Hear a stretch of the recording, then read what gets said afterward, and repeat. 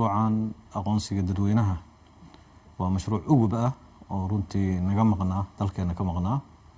oo ku soo kordhayo hadda ceebo uu leeyahay aan garanayn oo lagu qiimeeyo laakiin wuxuu u baahan yahay in la tabantaabo oo hirgelintiisa qof kastoo muwaadin ah oo Jamhuuriyadda Federaalka Soomaaliya inuu qayb ka ciyaaro sidii uu ku hirgelin lahaa haddaad aragteen madaxweynaha koodii bisha January sanadka cusub khudbad buu jeediyay waxaa ka mid ahayd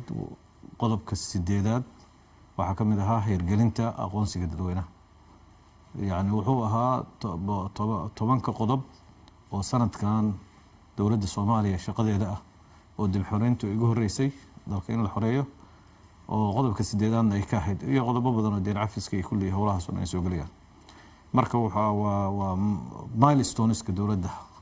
ayuu ka mid yahay halbeegyada waaweyn oo lagu cabirayo sanadkan aakhirkiisa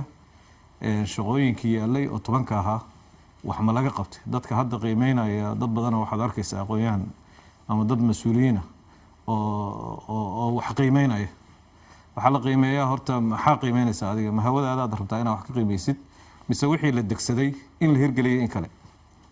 marka ayagoon waxba sugin bishii 3aad bishii 4aad la joogo ayay qiimeyn isaga soo tuurayaan wixii lama qaban xagga lama yeelin xagga lama yeelin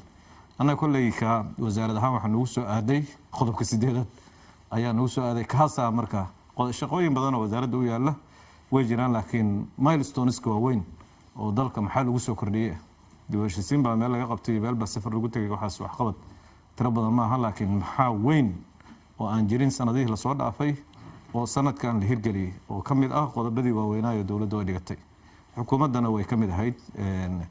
shaqooyinkeeda sanadkan ama wasaaraddu shaqooyinkay gudbisatay taas marka waa midaas runtii de wax shay koowaad sida maareeyuhu sheegay waxa weeye rukun sharci ah in wixii loo yeelo koow horta waxa la iska fiirinayo waxaan sharci ma yihiin mise ma ahan waa meelaha ay la'ayn halkaas ahayd annagu marka waxaan ka shaqeynay laga soo bilaabo markii madaxweynuhu soo celiyay November bartamaheedii ayaa sharcigii hore la soo celiyay dib loo soo celiyay sababta loo soo celiyana processkii lagu heshiiyay oo dalka sharciyadiisu inay maraan ayuusan marin golaha shacabka ansixiyay madaxweynihiina waa saxiix taasoo baalmarsan sharciga dalka u yaala oo dastuurka in labada aqal uu soo maro markuu soo maro kadib madaxweynuhu ansixiyo sida hadda uu soo maro kale marka November ilaa January waxaan ku mashquulsaneen in kii hore lagu dul shaqeeyo runtii shaqo fiican baa la soo qabtay lagu dul shaqeeyo la saxo wixii ka dhiman oo dhan aan maaragtay dhexgelino kadibna January golaha wasiirada ansixiyay Marso koodeedii golaha shacabka ayaa ansixiyay sharcigii oo doodo saddexdii wareeg oo doodaha soo maray 12kii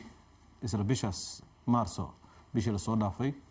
aqalka sare isna ansixiyay 20kiina madaxweynaha saxiixay marka bishaas Marso wuxuu noo ahayd runtii bil 10 beri